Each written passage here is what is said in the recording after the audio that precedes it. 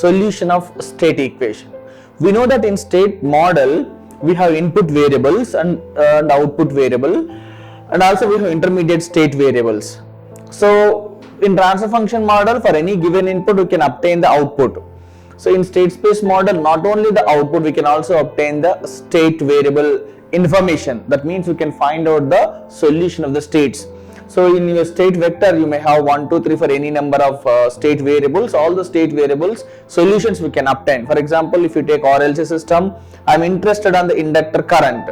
So we can easily take inductor current as one of the state variable, as we have seen in the state representation of physical variables, and we can find the solution of it and we can plot how the state is varying. Now, so let us see how can you obtain the solution of a state equation. So consider the state equation. The state equation is x dot is equal to ax plus bu. Now apply the Laplace transform to that. S into x of s minus x of 0 is equal to ax of s plus du of s. Now I want the solution, so I cannot ignore the initial condition in this case. Therefore I need to use the initial condition as it is. Therefore I am going to take ax of s the other back side. Then you will be getting s into x of s minus a into x of s is equal to, I already have x of 0, then I will take the other side. So x of 0 plus b u of s. Now again I can take x of s common, that results in x of s into si minus a. So I is the identity matrix, s is the Laplace variable, is equal to, I have x of x naught initial condition, initial vector I have, plus b into u of s. Now again when you take this the other side, you will be getting the inverse of that. Therefore x of s is equal to, we have x naught into si minus a whole inverse plus I have a b u of s. Therefore I can write as si minus a whole inverse b u of s. Now I can apply inverse Laplace transform to this to obtain the state solution of the state equation. Then that results in x of t is equal to, so Laplace inverse of si minus a whole inverse plus Laplace inverse of into x of naught, x naught is already there, plus again Laplace inverse of si minus a whole inverse b u of s. So there are two terms in this x of t function. So x of t is, the first function is called ZIR, zero input response, and the next is called ZSR, which means zero state response. So what is the zero input response? Zero input response means in a system if u of t is 0 due to the only initial conditions, if you get the state vector or if you get the state variable excursion, then that is called your ZIR. It is purely due to the initial conditions of the system or the system component information energy store elements will have. So because of the energy storage inside that, so you will have some excursions of state variable, that is my ZIR. ZIR is also called force free response, or we can also call it as a natural response of the system.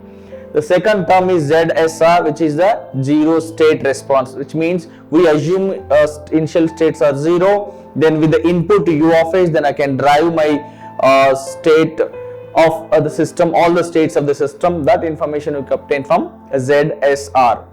Now in both the cases I need to find inverse Laplace transform. So how to find this inverse Laplace transform? You know that si minus a whole inverse is, I can take it as a phi of s, and that phi of s, when you find the Laplace inverse of that, you will get phi of t. So the phi of t is called state transition matrix. So state transition matrix will push the state vectors from initial condition to any other condition.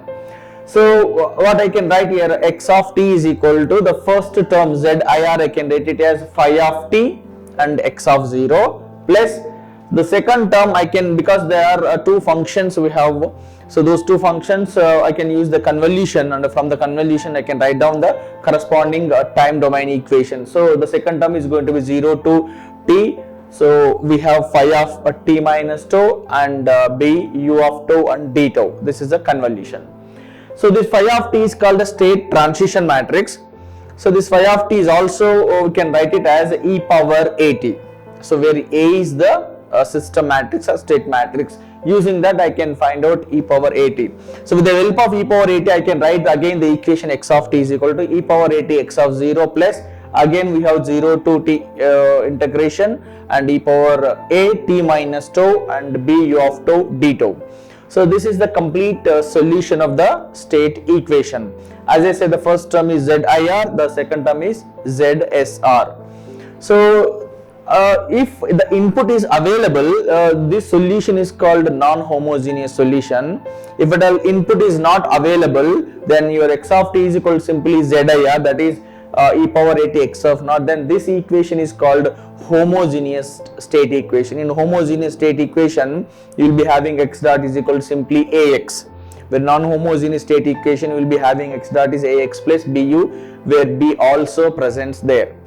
So this way we can find out the solution of the state vector. You know what is u of s? U of s is input to the system. The input can be step, ramp or any other. So if you take step, u of s is going to be 1 by s for unit. If it is a unit ramp, 1 by s square. We can simply substitute there and we can obtain either the convolution integral or we can find out the Laplace inverse Laplace transform to that. Now, so once x of t is available, then I can substitute this into my output equation, then I can find out the output of the system or complete response of the system. So let us take the output equation y of t is equal to cx of t plus du of t. So what I need to do, wherever the x of t is there, this you just substitute the equation here. So it results y of t is equal to c into, we already have Laplace inverse of phi of s x of x naught, that is the initial state vector, plus again Laplace inverse of phi of s plus b u of s, again plus d u of t. So that d is a transformation matrix from input to output. Then I substitute all the ABCD matrices here, then you will be getting the output y of t. So this output y of t in transfer function model, y of t is g of t into u of t. That means input and the your transfer function will get the output, but in this case we will have such an equation. This equation is the output response of the system. Now to get this output response or to find the solution of either the homogeneous equation or non-homogeneous equation, in between we need to find phi of t. As I said, phi of t is called state transition matrix, usually called STM, state transition matrix. So calculation of state transition matrix is very important in all the analysis, and also we can define the state transition matrix as it is a matrix which transforms all the initial states to any final state, which means if I write x of t, phi of t, x naught. So phi of t is my state transition matrix, x naught is my initial vector. So this initial vector can be transformed to the x of t final vector using the phi of t. So which is nothing but state transition matrix. Then different ways you can define the state transition matrix. One way we have phi of t is Laplace inverse of Si minus a whole inverse, or else phi of t you can write e power at.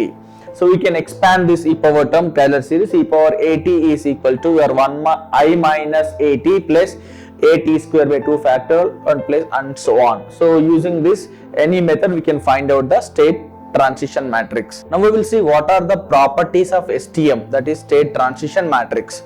Now we can list all the properties. The first property is phi of 0 is equal to I. Means when you substitute t in place of t0, then it is going to be identity matrix. Similarly, phi of t whole inverse is equal to phi of minus t. So which means whenever you have minus t inverse here, you will be getting phi of minus t. So this is called inverse state transition matrix. Inverse state transition matrix calculation is also important. You need not do inverse of the phi of t. Wherever t is there, when you substitute minus of t, then you will be getting the inverse state transition matrix. Similarly, third is your phi of t2 minus t1 and phi of t1 minus t0. We can write it as phi of t2 minus t0. So we can easily derive this property. And similarly, if phi of t over power k is nothing but phi of kt. So this is again the same thing. When in place of k, when you substitute minus 1, it is going to be phi of minus t. If it is square, it is going to be 2t. This way you can find out. Similarly, phi dot of t means d phi by dt is equal to a times phi of t. So these are the properties of state transition matrix. So we know that state transition matrix is very important. It actually gives the dynamics of the system. So it transforms the initial state vector to any final state vector, hence it is called state transition matrix.